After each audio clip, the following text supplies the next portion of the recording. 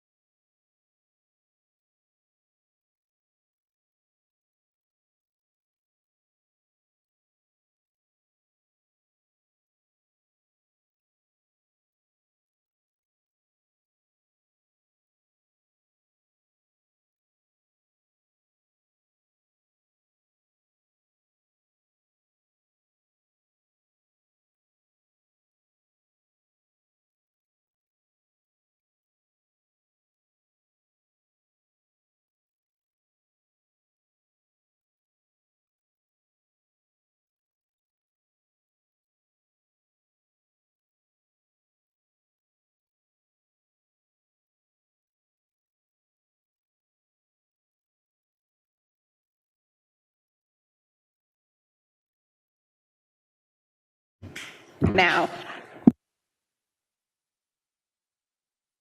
I would like to call the BIA Advisory Committee meeting to order. Members of the public are advised that our meetings are webcast live by the City of Hamilton and temporarily archived on the city's website.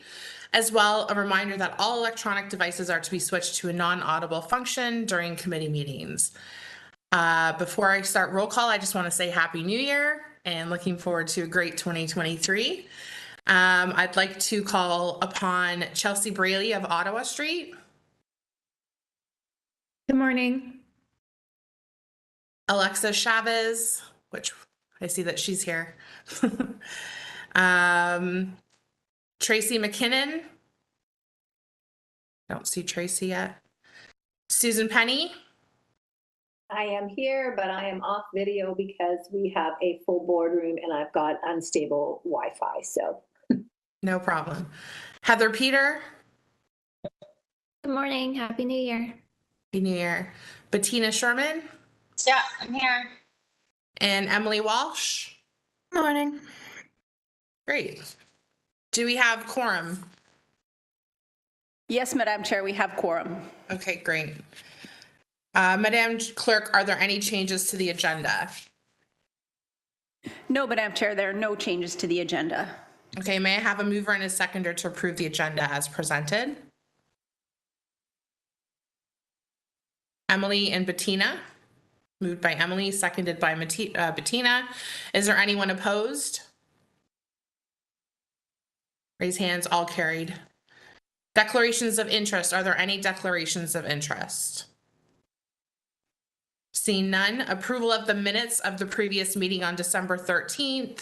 May I have a mover and a seconder to approve the minutes of the December 13th meeting as presented? Moved by Chelsea, seconded by Bettina. Is there anybody opposed? Carried.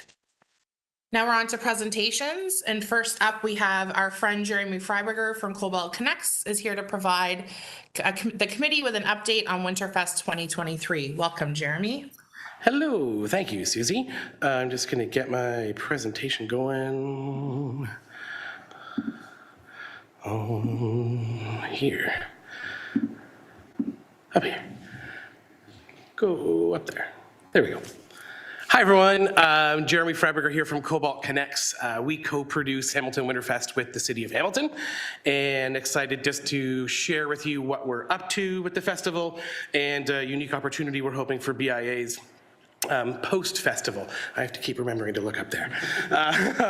So Winterfest this year, we are fully back this year. Last year was sort of a hybrid year. We're really excited to be back sort of fully in motion with the festival this year in a very different format. The festival this year is February 2nd to 20th. There are events happening across the city. We already have about 70 events actually in the calendar. And Winterfest is kind of an interesting hybrid between a whole pile of community-run events, signature events, and then the Winterfest Hub. And the community events are really the ones that have been the legacy piece of Winterfest since, 1978 or 76. So those are everything from North End neighbors doing a free pancake breakfast to a swing dance on Barton Street to little projects in neighborhood parks, piles of different, lots of programming from the city museums and from the libraries across the city. And then there were what we call signature events, a range of things such as Frostbites that's run by the Hamilton Fringe Festival, the HPO's doing a concert, there are multiple concerts at the First Ontario Centre and at Hamilton Place, exhibitions by different galleries and arts organizations across the city.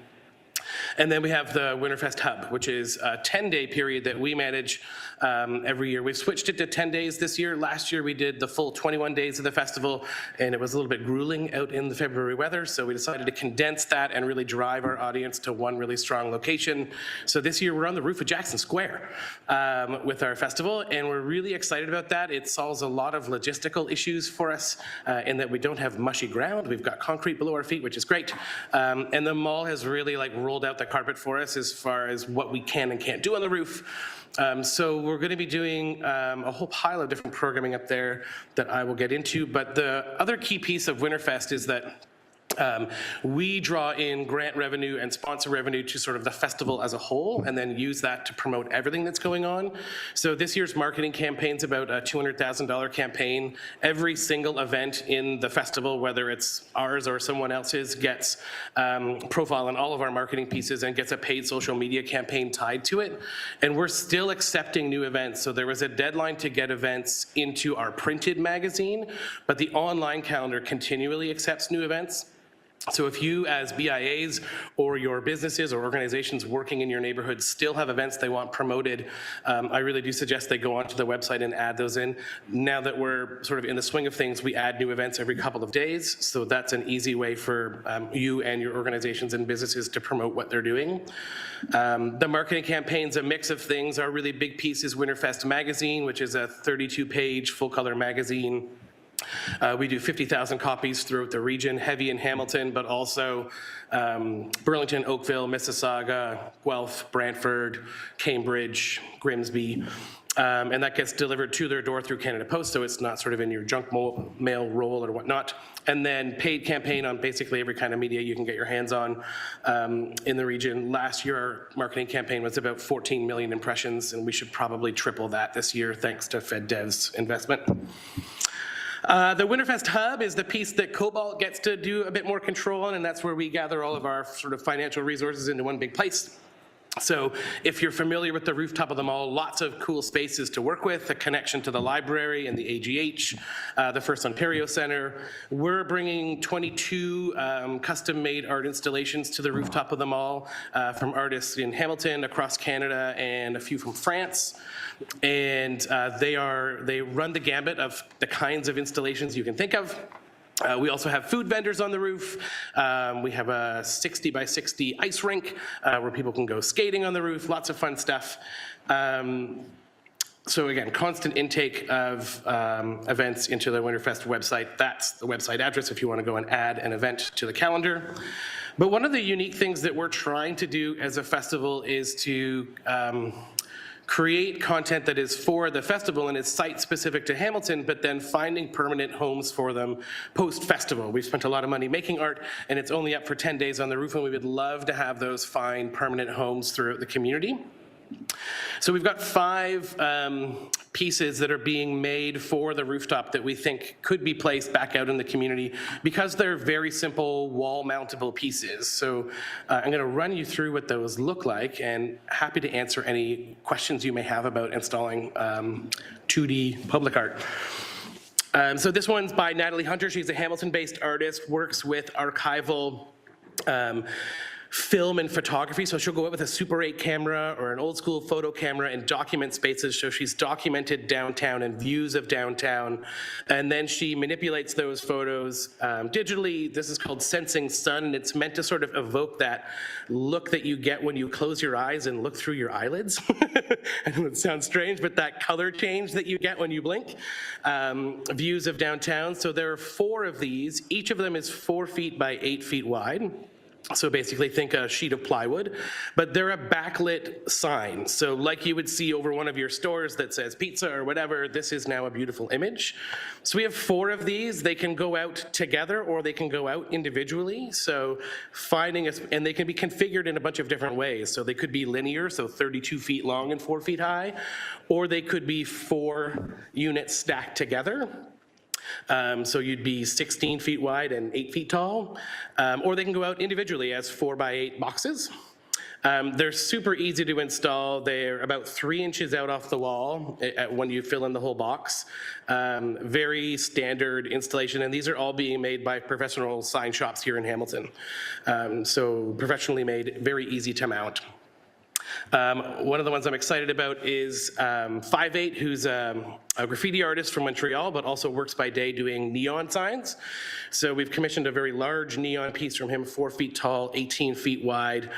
This is his shop drawing, which is all we have right now. But if you can imagine, the outline of this is what's called channel letters. So anywhere you'd see a sign over one of your stores that's like bumped out letters, those are called channel letters. But instead of it having a face on it, that would glow, what he's done is he's inserted neon in the inside of that whole shape, so it's his signature, but a neon sign. So a lot of what we're trying to do with this year's work is bring the idea of murals and wall-mounted work somewhere different than paint. So we've done neon. Really, it'll be a really fantastic piece. Again, super easy to install, being built by a professional neon company in Montreal and shipped here. Very easy. It's 8 bolts in a wall. This one is one that we've been working on with Farai Malik. So Farai is a celebrated local poet. A piece of his called Chai. So this is 2 5-foot by 10-foot panels that come together into a 10 by 10. And the front is alu panel, which is a really common material for making murals, where we've cut out the words and back surface them with a translucent material. And then in the frame that they're all on is LED lights that then make the words glow. Again, super easy piece to install, very low impact. And then this one I really love, Angela Jula. She's a Sikh artist from Innisfil. This is called Pikari Forest, and she typically designs tapestries. So these are elements of her tapestries that she's designed that we've now printed on alu panels, so they're flat, that get connected to the wall. But the pieces that you see that are circled and this large hummingbird, which would end up being about 9 feet tall, are backlit glowing elements as well. So again, like an LED sign you'd see, but custom cut to these shapes. It's not like a giant square with a hummingbird on it. They're custom made to match these shapes. So again, a super simple one to install. We're having it installed by the company locally that's making it, LED Solutions. They're mounting it to the wall for us on Jackson Square, and can easily bring that somewhere else. And then another local favorite, Clear Eyes Collective, do super awesome work. They've kind of exploded their project. It was supposed to be wall mounted, but they've gone 3D with it. So, but there are all of these elements in the back that are all wall mounted. So these are hand painted, cut from plywood, attached to the wall with a Tapcon screw, super simple. And we're embedding in them everywhere that you see a window in these buildings, there'll be LED lights behind the windows so that the lights can glow and turn on and off at different times. And those will be all on a sequencer. Super simple, again, installation. It can be done with a drill and some Tapcon screws. All of these are pieces that we would love to find homes for in the community, and sort of our approach to finding earned revenue for the festival, because we're a free outdoor winter festival, is that we've commissioned all of these. All of these, with the exception of 5/8, are about $15,000 commissions. 5/8 is about a $20,000 commission. That's the neon one. So what we're looking to do is basically resell these for a fraction of what we've paid for them. So we'd like to resell them for about $5,000 is our goal. And that's what we're seeking. We're wondering if BIAs have homes for these where we could chat with building owners and install all of or pieces of these in different places. That money then goes into next year's budget to commission the next round of work. So we really want to take the stuff that we're having created for Winterfest and find it long-term homes out in the community. That's it. That's basically me. So that's my contact information for chatting about murals. If you want to add your events to the website, you can go to hamiltonwinterfest.ca and there's an events tab. If you've got other ideas about ways your BIAs could be involved in Winterfest, Stephen Hilliard is our associate producer, and he's taken on all of the I've got an idea questions or ideas coming in from to our team. So happy to chat with you about any other way you might want to be involved in the festival.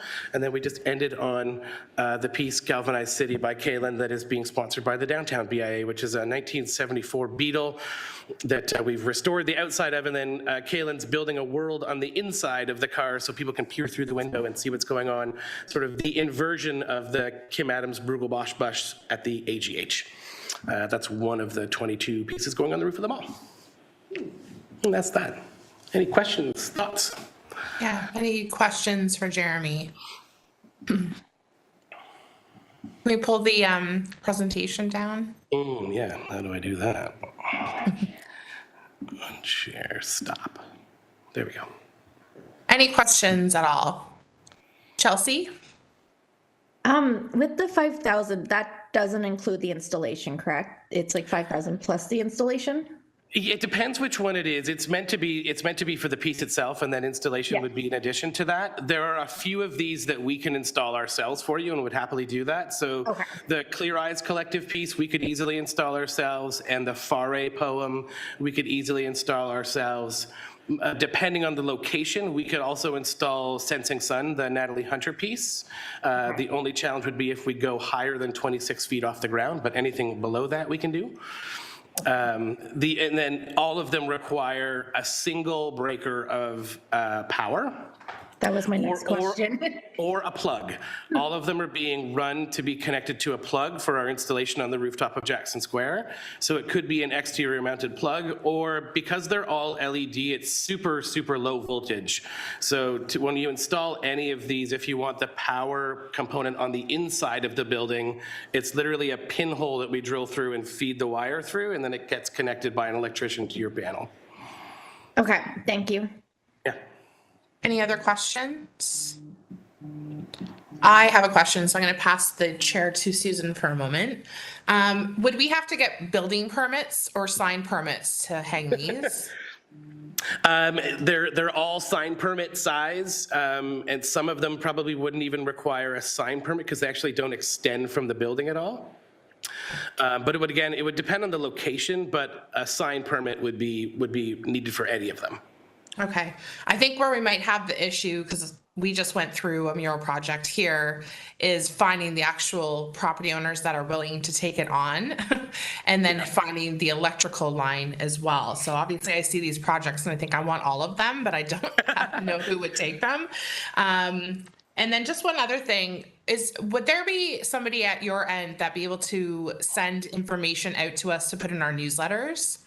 Continuously throughout, so that, you know, for the programming we can share, like we do ours every other week, so it'd be nice to have the list of programs and who's doing what. That would be really helpful. Absolutely. Is there a common email address that goes to all of you, or is there a place where I have a list of? You can send it to Christina and she'll decipher it out to all of us. Can do. All right, I'll take the chair back. Any other questions or discussions for Jeremy? Christina? I think. Oh, there's a Bettina too. Yes, thank you. I just stick my hand there. So I just had a couple of questions for you, Jeremy. So what kind of surface is required for these to be mounted on? Like, does the wall have to be completely flat, free of conduit pipes or any wires? You know, very often there's things actually on the wall. Like, what kind of, what's an optimal wall for these things? Each of them is different. So I'm just running through which ones. So like Clear Eyes Collective and the Polcari Forest, because the base pieces are alu panel, those can all be cut and fit around things like a conduit and things like that. Faray Malik's piece is a full 10 by 10, so we would need a full 10 by 10 flat surface, no interruptions. I don't have my mic on, do I? There we go. And the 5/8 piece, the neon one, would need the full span. 18 by 4 would need to be clear. And then with Natalie's piece, they're each 4 by 8 boxes. So each 4 by 8 box needs a clear space. But they don't necessarily need to be right up against They don't need one to be another. right up against another, and they can also be, we could also take all 4 and send all 4 to 4 different locations. They don't all need to stay together as a family. So each one could be just a 4 by 8 space. Okay. In separate locations. So could I ask, could you go, can I get a copy of this presentation so I can send to the BIAs? That way they have images of what these murals look like. It's easier for them to kind of start reaching out and figuring out. And if you could add in each of the different murals, like what the unique requirements are, like what kind of a wall is required. And then the other thing, and I think it's kind of I think I know the answer, but the ongoing maintenance costs of these. So if something short circuits inside or stops working, who is responsible? Facetious question, but who's responsible for the ongoing maintenance costs of these? Sure. So they would become whoever chooses to buy them and own them. We're not going anywhere, so we're definitely around to like troubleshoot issues. And all of these are being made, with the exception of the neon one, are being made by fabricators here in Hamilton. So we've got a connection to the person that made it, should there be an issue with any of them. Okay, thank you. Any other questions for Jeremy? Seeing none, may I have a mover and seconder to receive the presentation? Oh, Susan, you have a question? Yeah, sorry. Jeremy, the 4 piece, if you split any of these, so there's the tapestry is 1 piece, I think. So is it only the one that's 4 panel? Emily's is 4 panels, and then the tapestry one, Angela's piece, is 2 different segments. So those could either go together or be separated. So my question is, if there is obviously somebody who wants to take the whole thing, but if there are people that are interested in having a piece of it, does that 5,000 get split 4 ways or 2 ways? Yeah, exactly. We just split up the overall cost and make it easier to take on a portion of a piece. Okay, thank you. Okay, great. Any more questions or discussion items for Jeremy? Seeing none, may I have a mover and seconder to receive the presentation? Bettina and Susan. Thank you, Jeremy. Is there anyone opposed?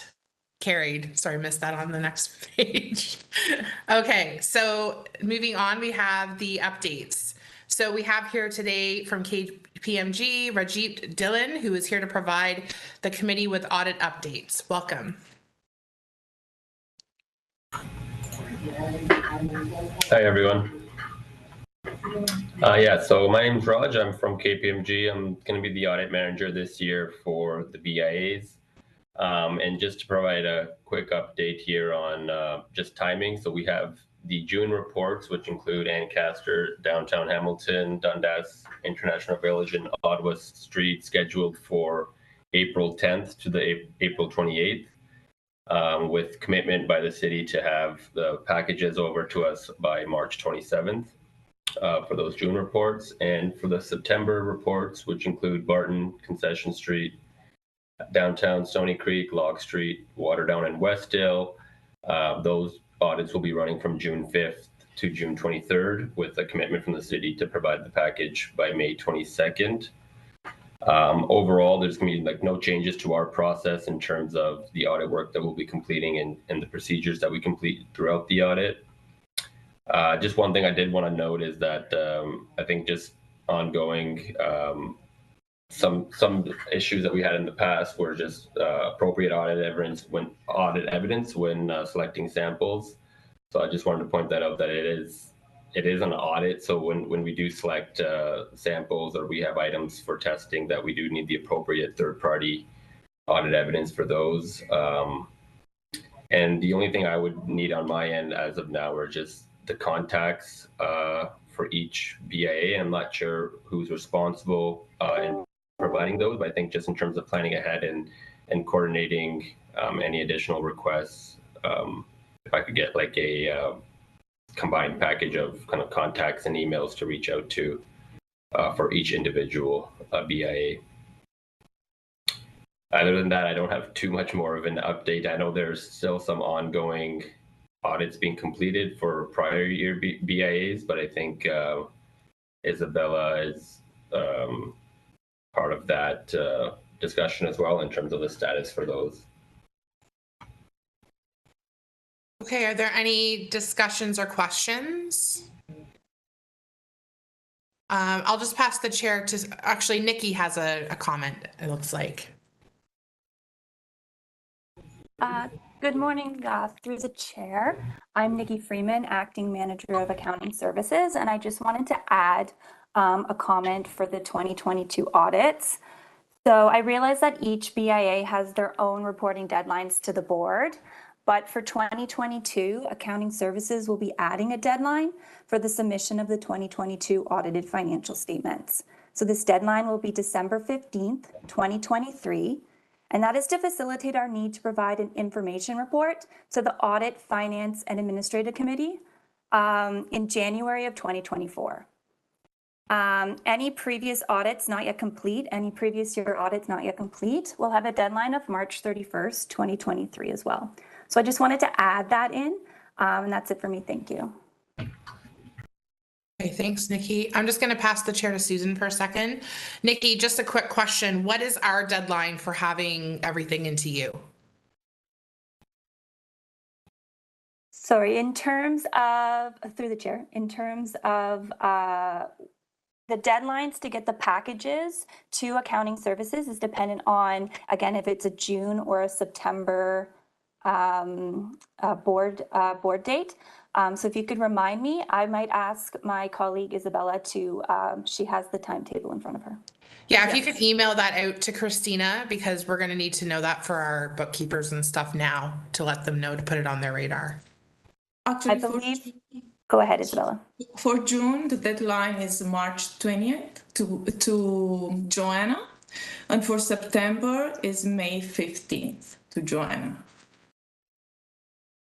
So that's a bit later this year than it has been. Is that correct? Because I thought usually we had it in by like February for June, but that's fine. Okay, great. I'll take the chair back from Susan. Any other questions or discussion items today? Nope. Seeing none, may I have a mover and seconder to receive the presentation. Before we continue the vote, Madam Chair, sorry to interrupt. I see Bettina has turned her camera off, which signals that she's left the meeting, which means we don't have quorum at the moment, unless that is Tracy McKinnon who has joined the meeting. Can you confirm that that's Tracy McKinnon? Yes, Tracy McKinnon is here. Okay, great. And I do see you there twice. So I see the one you're speaking in, and I'm going to eject the other one of you. No, That's fine. I'm Go ahead. I'm going to end this one and go on the other one. Okay, great. Thank you. You can proceed with the vote, Madam Chair. Okay, great. So a mover and a seconder to proceed the presentation, please. Moved by Heather, seconded by Emily. Is there any opposed? Carried. Okay, on to general information and business. We have a verbal update from Christina Geisler, the Business Development and BIA Officer. She's here with an update for all of us. Go ahead, Christina. Good morning, everyone, and Happy New Year. Just really quick high-level updates from me. I sent out a communication to everybody about the BIA Awards of Excellence, which will be happening at the end of March this year. So I've asked for nominations to be submitted by Friday, January the 27th. There's a lot of moving pieces that need to be done on our end. So if everyone could make an effort, please, to get those submitted by then, that would be great. I did also share with everybody a hiring policy template. As per the Municipal Act, the BIAs should have a documented and signed off hiring policy with their boards of management. So the template that I shared with everybody is a really good, generic, kind of comprehensive hiring policy. Your boards can massage that and modify it to fit your specific board's wishes when it comes to hiring policies. So if you could work on that, make that a priority at your next board meeting, and have those returned to the city by Friday, February 3rd, so we can have it on record, our records as well, that would be great. The compliance training, I'm still working with the mayor's office, and I'm going to in conversations with Judy, going to reach out to Kay from OBIA and see if we can finalize a training module, particularly since there are a significant number of new executive directors. I think this will be really helpful for everybody to really understand the roles and responsibilities, the procedures that should be followed, and really the impact and importance that the BIAs have in the city, as I'm sure you guys all know. But anyways, to try and arm you guys with as much information as possible to help you guys do your jobs best, and so your boards know that they're following correct procedures. More information is coming on that. In conversations with everybody, I had talked about a new initiative for 2023, collaborating with our RAM team, our research and marketing team in economic development, the BIA spotlights through the ECDEV Instagram profile. So this week, I will be putting everyone's names in a bag and in a little bag and just picking and allocating a month for each BIA. So in that month, you will have an opportunity to curate content, messaging, whatever you would like to showcase and profile your BIA, whether it's new businesses, depending what month you get, if there's events that are on schedule for that. I know in a perfect world, everyone would like to have either the lead up to Christmas or June, which is a big, heavy events month, but we have to divide it up fairly. So I will send out that schedule and connect everyone with Michael Marini's team, so you guys can know how to send your content, and we'll see about getting some extra spotlights on your BIAs as well. And then finally, the board approvals for those of you that have had your AGMs is scheduled to go to GIC on January the 18th. As soon as that is approved and ratified by council, I will let everybody know that everything is official and signed off. So your first order of business, and this is really more for the new executive directors, your first order of business when that happens with your boards of management to put on the agenda. Everyone at that point is a director of your board, so then your new board will have to decide who your executives are. So they will elect your chair, your vice chair, treasurer, and secretary. And I will be asking that once those executives are voted in, that has to be reflected in your meeting minutes. I'll be sending out a request if I could just have a copy of who your chairs and who your executives are and contact information. That would be, I'll be asking for that as well. And then just to follow up, I'll be sharing the presentation, both any KPMG, any audit information that you guys have, just let me know, and as well the presentation for Winterfest. Did anybody have any questions? Anything about, oh, yes. Susan? I have a little long list here. You answered my first one about when our boards will be official. Xmas grant. Usually I'm trying to figure out to close off our 2022 books and make sure that our bookkeeper accrues for things. Do we know when the Xmas grant amount will be announced and that I can let them know that that needs to go against 2022? So I did have the cutoff yesterday for everything to be submitted. So I processed and divvied up. I calculated that, I was going to send it out in an email, but everyone is getting $1,300 because we have 10 BIAs that are participating this year, and I have already completed all of the check requisitions and have put them in the pipe. So how long does it normally take, Judy? 2 weeks, maybe? Yeah, at the most. At the most. So within a couple of weeks, you should be getting that funding. That's fine. As long as I can tell them the amount to accrue for, we can close off our books and wait for it coming in. You had requested all of the minutes from previous years, or from last year. Ours are all posted on our website. Is a link to where those are posted fine, or do I need to send you the actual? No, that's fine. How long do they stay there? Can I grab them and download them myself from your website? Probably. I'll have to, because there are shared files, so I think. Yeah, I don't want to necessarily create more work for you guys. So if you have everything posted on your websites, just confirm that with me, and then I can just kind of either screen grab it and drop it in a quick Word document and put it on our shared drive. It's just for backup, for historical backup. You can send that to me. That's fine. We usually have 2 prior years, like the current year, and at least 1 or 2 back on our website. Yeah. I think for our historical records, we're looking to keep it more than 2 years. So if you can just send it to me, I'll figure out a way to put it on our shared drive so we have access to that information moving forward. That's fine. And I just have one other question that's maybe for you or for Judy. With the Patty Hayes consulting amounts, is that a little bit different than when we used to do the commercial market access study updates? We paid half of the research fees, the city paid the other half of those reports. Are the Patty Hayes consulting hours that were allotted, is that 100% paid by the city? Okay, that's all I have. Thank you very much. Oh, wait, Judy.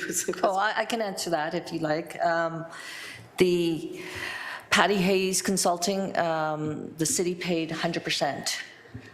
When it was the commercial market assessments, it was a cost that was split between the city and the BIA. Because for those BIAs that participated, that were chosen under my Main Street Business Accelerator program, we probably won't be doing a commercial market assessment because all the data was given to you. So what we're looking at is for the BIAs that were not part of the My Main Street, we can still work at hiring Collective, 360 Collective, to do the commercial market. However, this might be a heads up notice, is that we have heard that the there might be a second iteration of the My Main Street, in which case we'll wait to see which BIAs are chosen under that program, because then we wouldn't want to, get double, basically the same amount of information. So we will be talking to the BIAs that were not as part of this latest round. Does that make sense? Okay. Any other questions? I'm just going to pass the chair to Susan again and pick up from where Judy just left off. Judy, the My Main Streets is great, but I'm wondering if specifically for the BIAs on the LRT route, so Emily and myself, that we could look at doing a commercial market assessment specifically focused on LRT prior to LRT construction, so this year. And then maybe look at one in 5 years once the project's complete. Is that something that we could potentially talk about? Because I think it's great to have the stats that sort of cover the whole of downtown, but making it more specific to the foot traffic and things that John used to do more specific to our areas might be helpful for us too in looking for supports from Metrolinx and funding and things like that. So I just wanted to put that on your radar as well as something that maybe we could talk about. Sure. We had a conversation with John Archer before Christmas. And so what we can do is maybe so that we understand a little clearly about what you're looking for from his reports that was not within the My Main Street's data. So let's have a conversation about that and we can talk about it. Okay, that'd be great. Just one of the things I picked up from speaking to other BIAs along LRT routes was that they wish they had more soluble information that they could take to the city or to Metrolinx to say this is how impacted our areas have actually been before and after, and it helps with asking for funding and support. So I'll talk to you off grid about that, but just wanted to put it on your radar. Are there any other questions for Christina or Judy? Okay, seeing none, may I have a mover and seconder to receive the update? Susan and Alexa. Is there any opposed? And carried. Now we'll move on to statements of members. So I'd like to invite the BIA members to provide us with their updates. And we will start with just the list I have here. So Chelsea on Ottawa Street. Okay, so lots happening on Ottawa Street. We had a lot of new businesses starting to come in. These are the ones that are currently open, but we have more coming soon.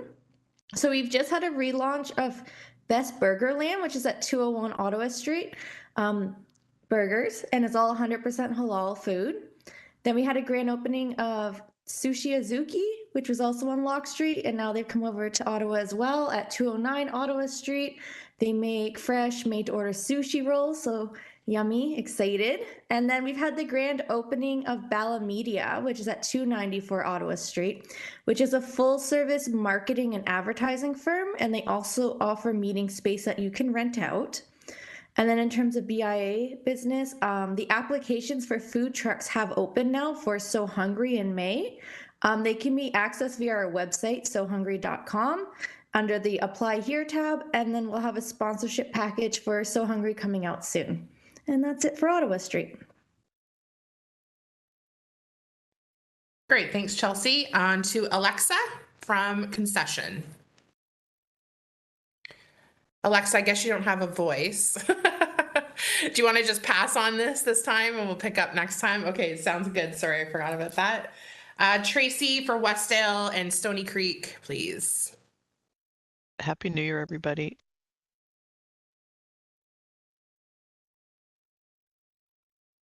We can't hear you, Tracy. Can't. Does that work? Yeah. Yeah, sorry. I think my arm hit my thing. Sorry, Westdale been busy last month with lots of electrical and lighting work. And we are just trying to tie up all 2022 stuff and moving on to 2023 planning. And we have a bunch of new board members that I guess will be appointed January 19th or January 18th. Stony Creek, much the same, lots of lighting work. We're working on the electrical to get done soon. And again, tying up 2020 and 2023 planning. Locke Street, huge electrical work and lighting project just completing. And our first meeting is in a couple weeks, which is our AGM, and we will be finalizing our 2023 schedule. So we're excited about that and just tying up a bunch of 2022 stuff. And that's it for me. Okay, great. And now Susan Penny from Waterdown. Yeah, we're just, recovering from a very busy Q4 2022 and moving into some strategic planning this year for our BIA, as well as just sort of trying to move forward with some of our traditional programs. And that's all in the planning works right now. We have a couple of businesses that have been in very long time coming. A lot of setbacks with permits and other things, but our Portuguese chicken house has just opened. Bound Yoga is opening, grand opening this weekend, and both of those have been in the works for months now. We have a new physio place open. Sadly, Waterdown Tea House, which is a beautiful building on our Dundas Street that was completely renovated about 5 years ago and reopened as a tea house, closed just before Christmas. And it will not be another restaurant. It will be a service office. And so, that kind of thing that's happening in a lot of our BIAs where the rents are going to people who can afford to pay them, and we're losing a lot of our small retailers and our kind of Main Street type businesses. We have a new barbershop coming in and a new vintage upcycled furniture place. We're expecting both of those to be open in, this month. And other than that, just kind of moving forward. Okay, great. Thanks, Susan. And Heather from Ancaster. So like a lot of the other BIAs mentioned, it was a busy holiday season. So we're just kind of getting over that and getting back into planning for 2023. We also had a lot of electrical and outlet work that we're working on for the street. We have new board members that will be coming in, so that's exciting. We have a fair amount of people interested as well in joining committees. We are going to be hiring a market manager soon, so that hiring policy that Christina sent over, that's very helpful. And also we just launched our brand new Ancaster Village website, so that's exciting. We have shopancastervillage.com. Check it out if you get a chance. Fantastic. And Bettina?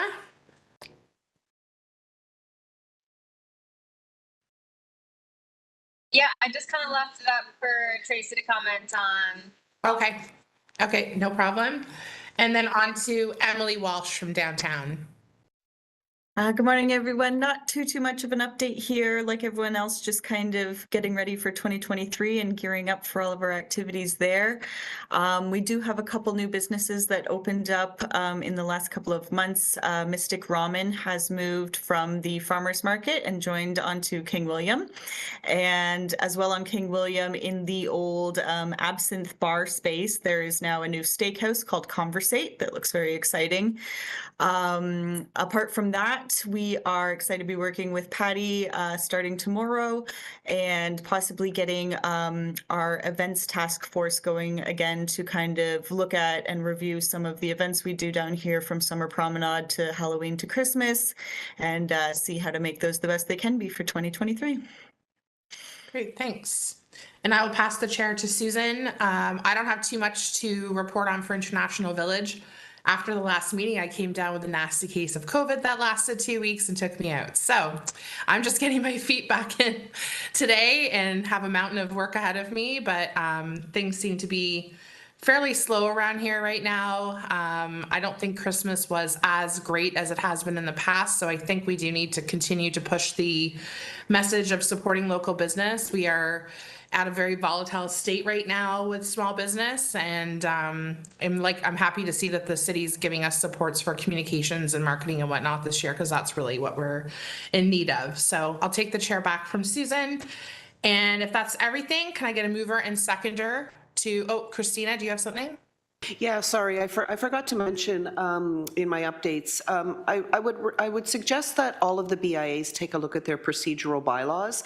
If you guys are planning on keeping your hybrid models and just to be able to facilitate voting of your board members, take a look, make sure that it's in there.